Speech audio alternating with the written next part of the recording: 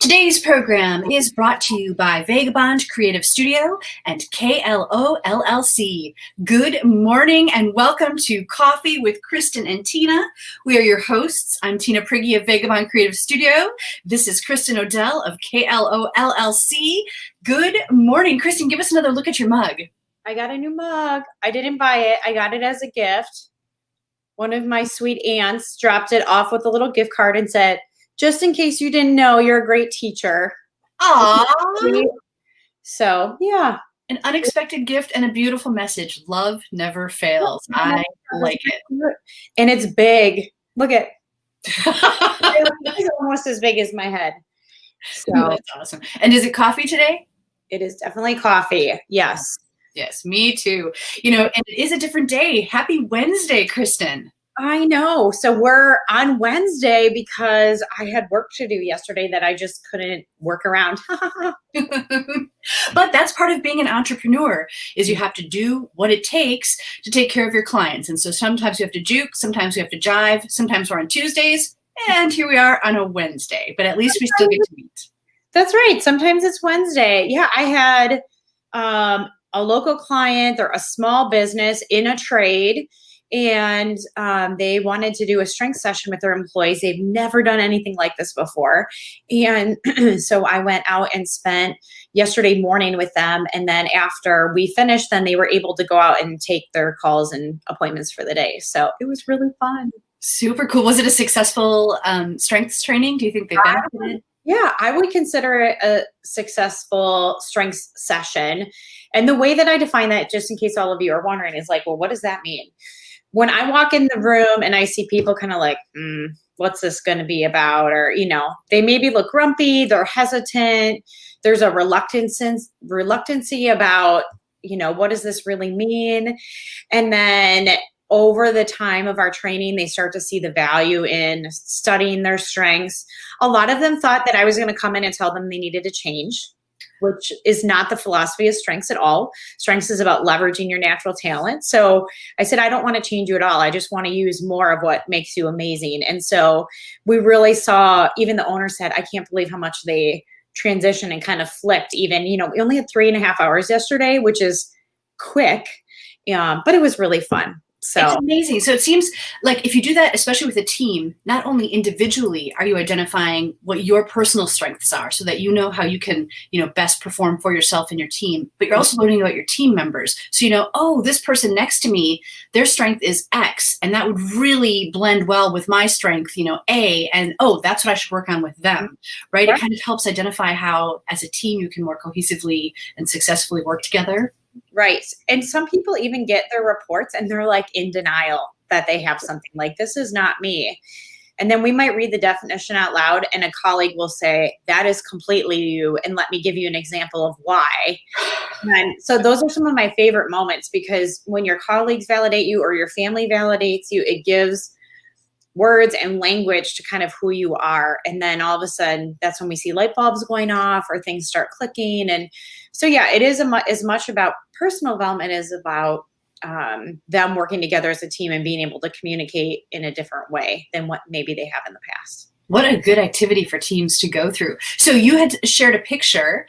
Was this in preparation for that yesterday? Right. Yep. So that was for the event yesterday. So we were lucky enough to be able to be in person together. So doing these, I do offer these events virtually, but there's just not as much energy around it. And it's really hard to connect with people through the computer for something like this.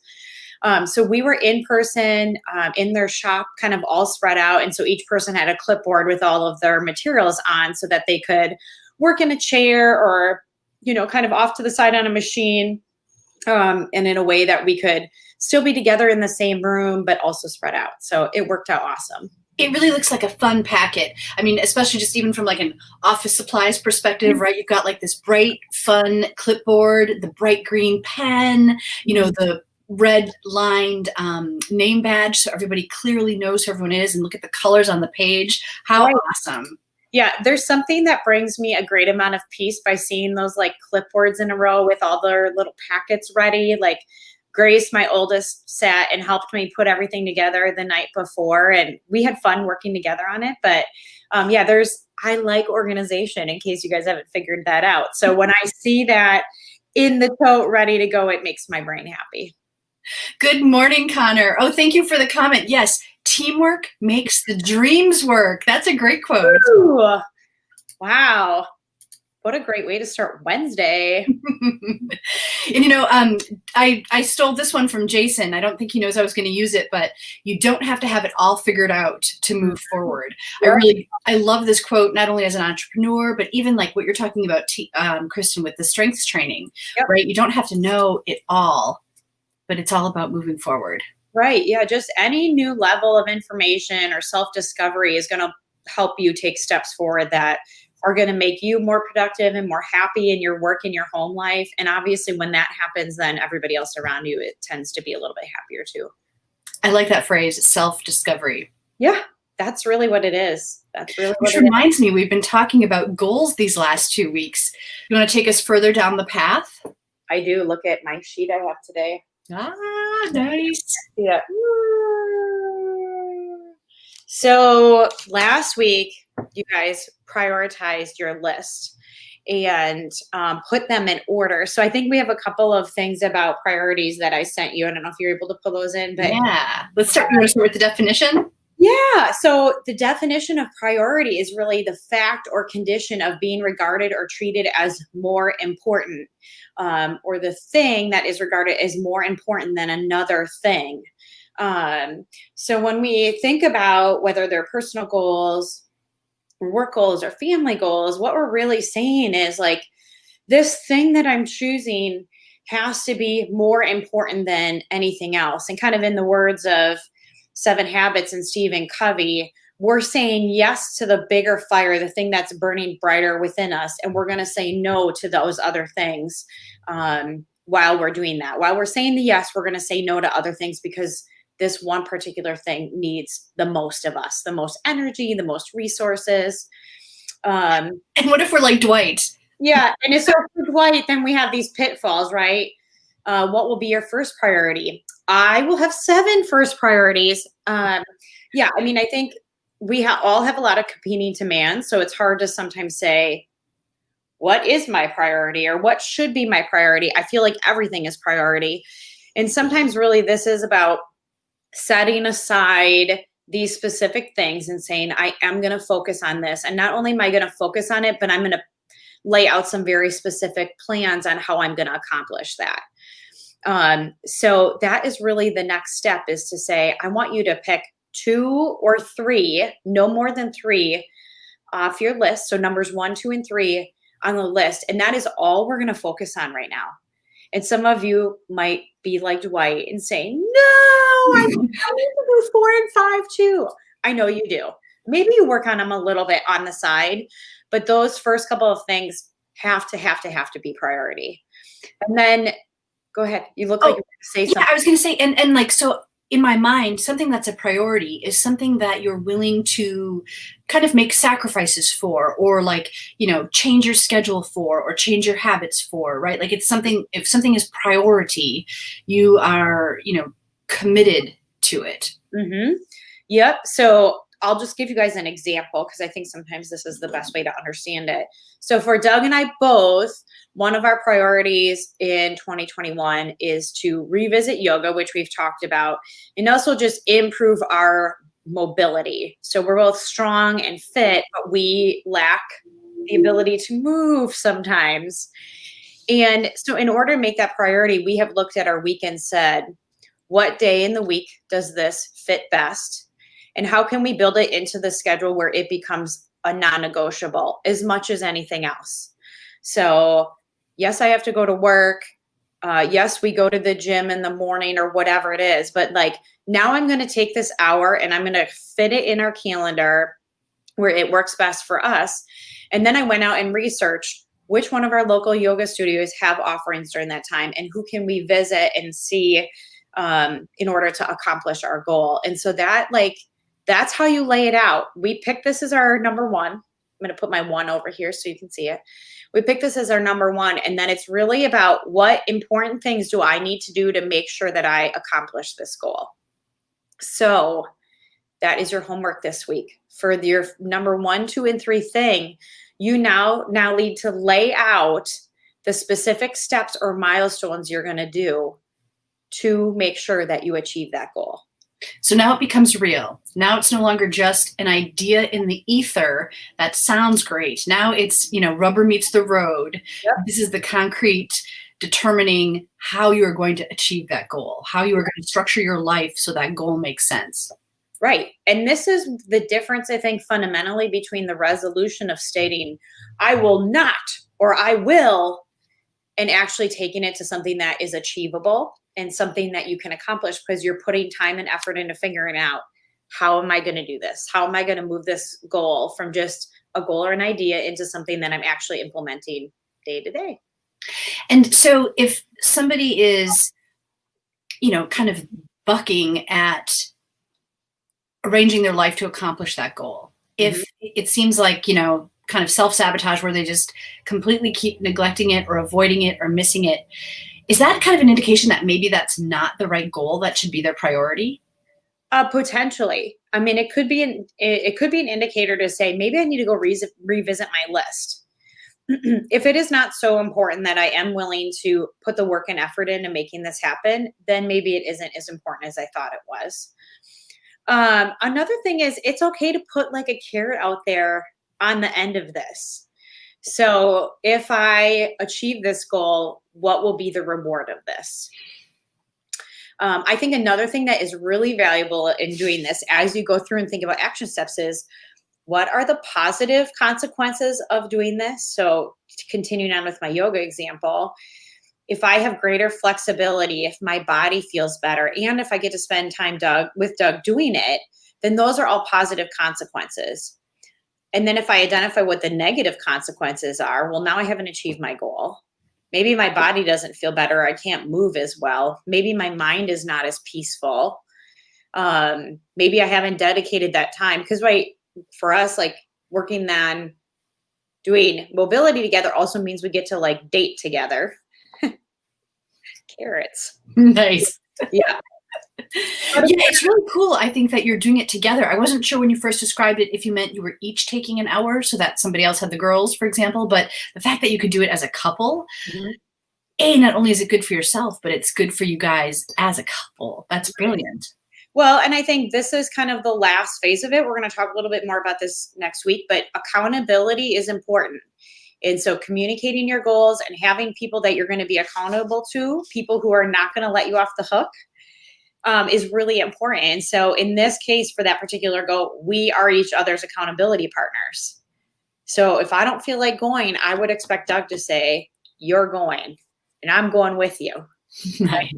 But yes, put a carrot out there, whatever's important to you. And like, this can be like, I'm going to go get a pedicure. If I do this for 4 weeks in a row, I'm going to go get a pedicure. Or, maybe it's, if I get this for 4 weeks in a row, I'm going to go grab a beer with the guys, or whatever. It doesn't matter. Whatever drives you and makes you happy and incentivizes you to do that thing, put that thing at the end of it. Maybe the positive consequences are enough for you. Maybe you're like, yeah, if I feel good and I get to do this thing and I accomplish that goal, that will be enough. For some people, that is enough. But for other people, they need something on the end to say, this is what I get to do when.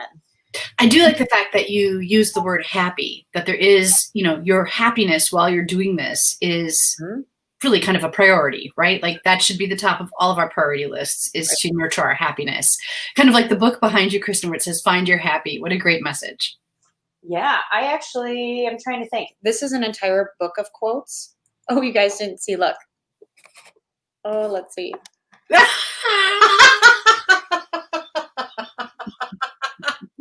Yes, that is great.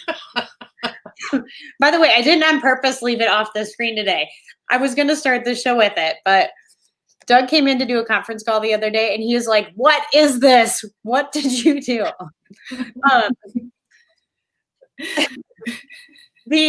The Find Your Happy book, I actually bought from a little kiosk down at Disney World, where I'm trying to think of what's the name of the free little community where all the restaurants are in Disney. Somebody help me. Viewers, anyone?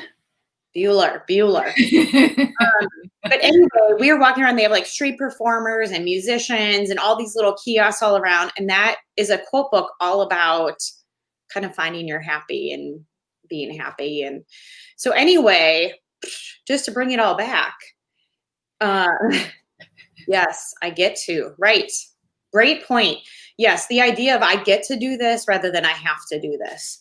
Right. It is being able to accomplish your goals, like the fulfillment that we have in being able to do that is really satisfying.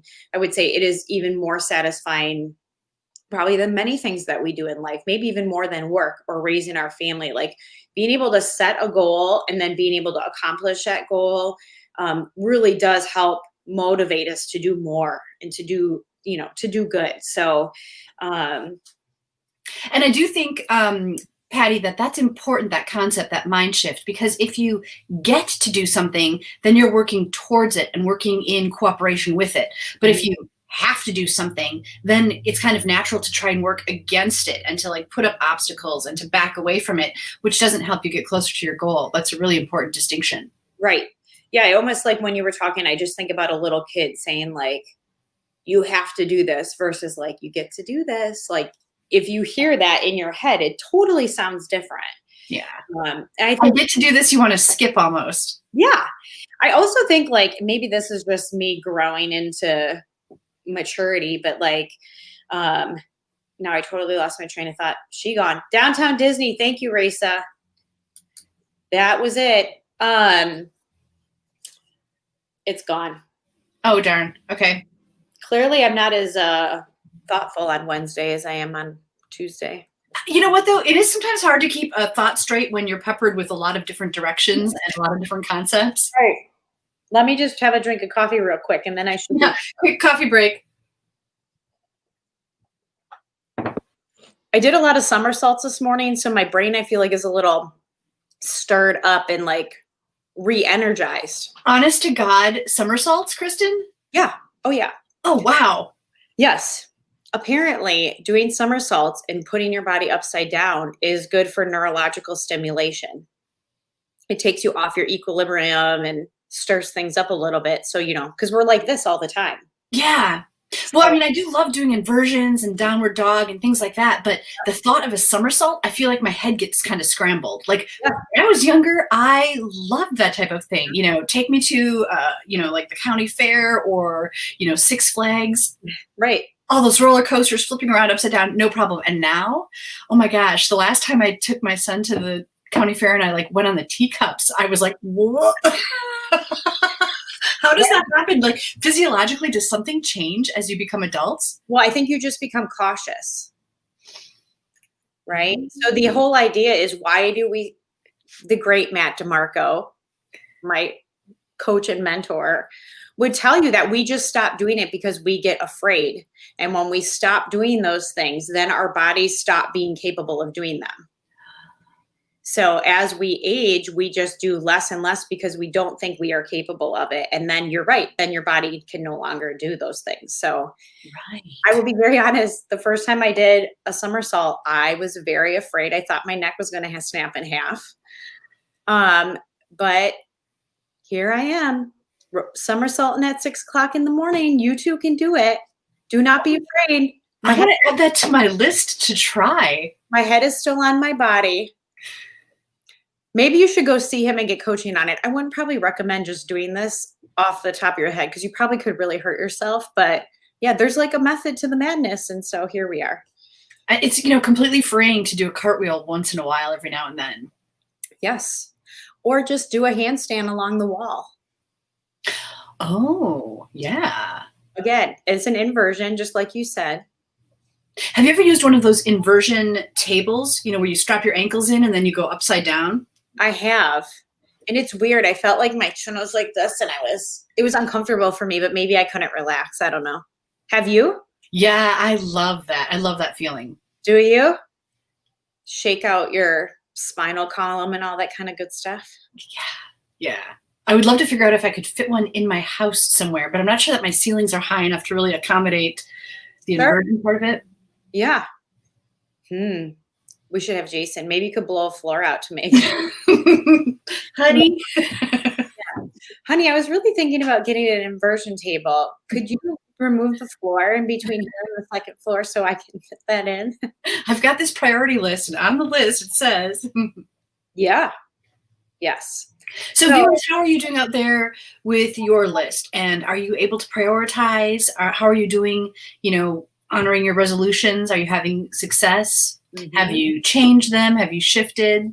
Right. So it's January 20th.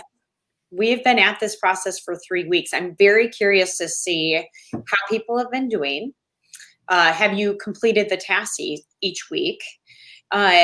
And also, do you feel like you're starting to work ahead? Is there momentum behind this? So yeah, chime in, let us know. I really do feel, Kristin, that by talking about it, I think maybe it's kind of that accountability aspect you were talking about, but I feel like I'm keeping it top of mind and giving it consideration and awareness more so than I may have in previous years, which I feel like is helping me be more successful. Mm-hmm.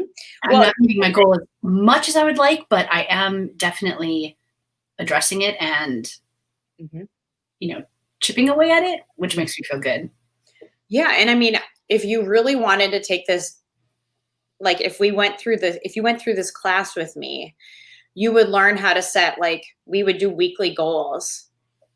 And so you would literally break something down every week. So the week of January 19th or the week of January 18th, this is the 1 or 2 things I'm going to do towards this goal to help meet it.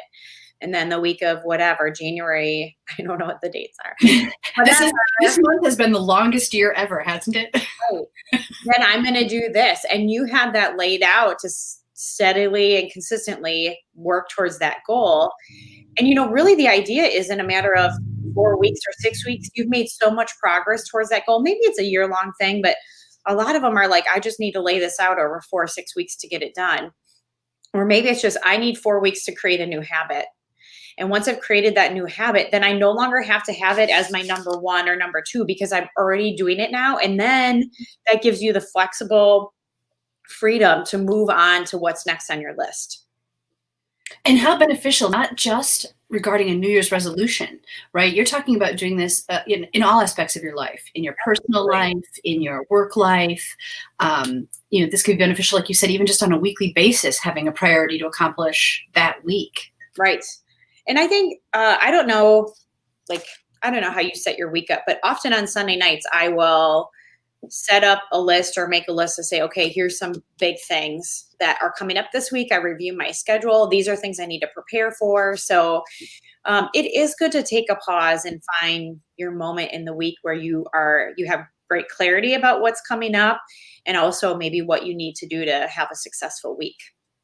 Right. And so for us this week, our assignment is to prioritize our goals. So the goals that we set, that we then listed out. Mm-hmm. Now, as Dwight said, choose our top 7. No, top 2 or 3. And then I want you to start writing down what you need to do to accomplish them. Because they should already be in order. So you shouldn't have to think about the order anymore. You should be thinking about, what do I need to do to hit this goal? All right. It is playbook time now. It is playbook time now. That's a perfect way of saying this. So Tina, I have a question because I know you are a preparer and you are more calculated about these things. I do know also that maybe Jason is more of a creative mind and maybe not as organized. So talk to me about, if you are not a schedule organized person, if you are more of a creative mind, how would he tackle this? Maybe we should have Jason on the show to answer this question. Yeah, I think we should, because I'm not sure that I completely understand the mindset of where he comes from. Yeah. Because if I try to be too creative about it, I feel like I lose that control or that focus. If I don't have it noted down and sort of a game plan, right? There's a reason there are playbooks. You don't just say things and then hope you get there. Yes. I like to have a list that, got it. I can now cross it off. There's that satisfaction, but I know that it's been addressed. That's a really good question. Yeah. So maybe we should see if he's available next Tuesday, because I would love some insight. Or if somebody else is on, like, I want to hear about, for people who are not as rigorous with the lists, because there are people that aren't.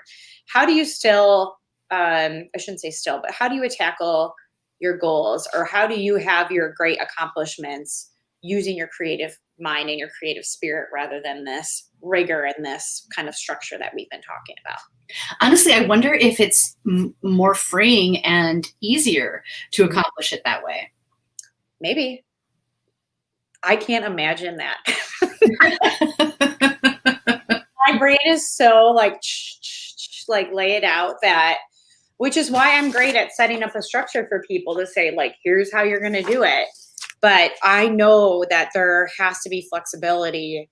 And I know that there's different approaches, right? So if I'm really leaning into the strengths of all varieties of people, I know that different people are going to approach this differently. And so, I think it depends on what it is, the approach, right? So for this, the methodical really makes sense to me. And like in my daily life, yes, I am like listicles all over the place. But when I think about like let's say I'm reorganizing a room, we flipped what was Teek's toy room when he was a kid into like a music room and little conservatory space, little library. And all of that I did in my head. Like I didn't have any notes. I didn't have any drawings. Like I could see all of that in my head. Whereas in a case like that, I feel like Jason might actually, sketch it out and need to see like, oh, this is where the piano would go. Okay, the couch would go over there. Okay. But something like that, I see it all in my head. Isn't that kind of weird that it's not the same methodical? Right. Well, and maybe that just falls in the bucket of like, we're going to go do this. So in the go do arena, we're just thinking about, like, we just took our Christmas tree down last Friday. So that requires moving furniture into a different place and like cleaning up. And I didn't write out plans or steps on how we were going to do this. To your point, I mean, I kind of had an idea. Like Doug's like, well, how do you want to put furniture back? And I'm like, I don't want to put it back how it was before Christmas. I want to do something different. Oh. So like for us, it was just, actually, to be honest with you, all we did was set a deadline. I said, before we have people over for the Packer game on Saturday, both trees need to be down, period. So that was really like, I just gave myself a deadline. Oh, Amy, great. Yeah, I live by lists, but I know of others who use journaling to help with goals without the rigor or structure of lists. Yeah.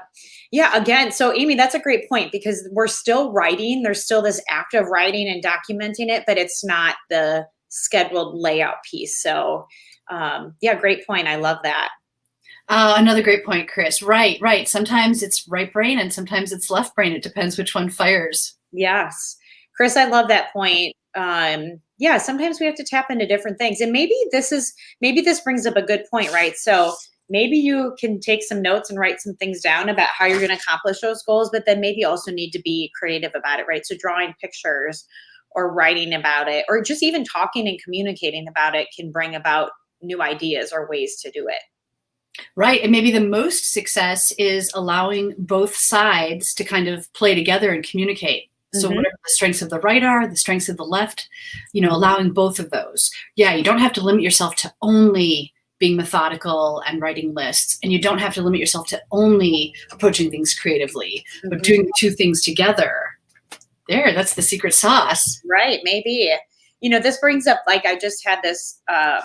So a lot of times people have ideas come to them when they're like in the shower, because there is like, we're just cleaning up in the shower, right? There's this space for our mind to kind of wander without other distractions.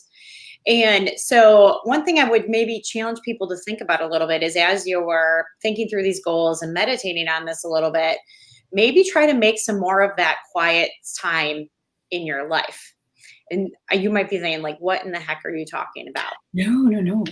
So when my kids are not home in the afternoon, when they're in the afternoon group, and let's say I'm washing dishes or cleaning up, I don't have anything on. There's no music on. It is completely quiet. And that allows my mind to like process on these things and work through. And so sometimes I find like that can be very, very productive in terms of being able, especially just being able to go to bed at night and not have that stuff on my mind anymore. I think that's a very productive scenario where you're committed to doing something else, right? Like washing the dishes, or I think like knitting is kind of Zen that way, right? Something that your hands are doing, your body is engaged in, but yet your mind can be free to wander without actually focusing on your mind. Right. You know, it's brilliant. Yeah. What the ideas you can come up with. So the other one, I think actually this might be a tip from Lori Crawford, is turn the radio off when you're driving in your car. So if you need to drive across town and it's 7 minutes, turn that radio off. And again, it's the same thing. I'm driving, I'm attentive to the driving, but my mind, without the distractions of the radio or whatever else happening, is allowed to just be free. Yeah. Amy, so much comes to me in the shower or on an airplane when I'm traveling. Challenging to carve out that quiet time in a busy home. It's highly productive. Yeah, you have to do it. Yeah. When the girls were a little bit smaller, I often, like, we would get them into bed and do our night routine. And then after they were in bed, I would go back and do dishes or laundry or whatever else. And a lot of times, like, that ended up being my quiet time because Doug is usually also in bed at that time. So, like, nobody's up. I can do these things and I can do them in peace. And, that was helpful. So one thing I've realized is that quiet time, like right before falling asleep, is sometimes where I will really be able to, things percolate and come together. And sometimes I have great ideas, but it's super important. And I'm training myself that I have to jot them down. I'll like grab my phone and put it on my calendar or send myself a note, because as awesome as that idea is that comes together at, in the midnight hours, when I wake up at 8 a.m., it is gone. Right. What was that idea? What were those ideas that came together? Just, it's like they evaporate in the night. Right. Isn't that interesting? See, that would not be a clear time of the day for me. I enjoy reading and like escaping into a book before. I typically fall asleep with my Kindle, like hitting into my face. I'm dropping it because I'm falling asleep. But yeah, wherever you find that moment, and maybe to your point, Tina, maybe that just means I'm going to go to bed 10 minutes earlier and give myself 10 more minutes to have open mind time. Right. For some people, they get up and they pray or meditate in the morning and they have a great clarity in the morning. That's great too. That's what Doug gets up and kind of builds his extra time in the morning. So whatever works for you, but I would love, love, love to hear how you make quiet time in your life and where and how you do it. So I think sharing this idea can be really helpful for people who struggle to find it. Yeah, absolutely. Wow. What a great conversation. Thank you to everyone that has hung with us this morning on a Wednesday morning. Kristin, this is great to do any morning, it turns out. But we will be back next Tuesday at our regular time, if that works for you. And we hope to see everybody then. Thank you so much for sharing your comments. Amy's got a sign off here. Always great to listen to you both. It's often hit or miss with my schedule, but I always enjoy it. Thank you. Amy, thank you. Thank you so much for joining us. We are delighted to have shared our morning with you, and we will look forward to next time on Coffee with Kristin and Tina. See you next time, everyone. Bye, Kristin.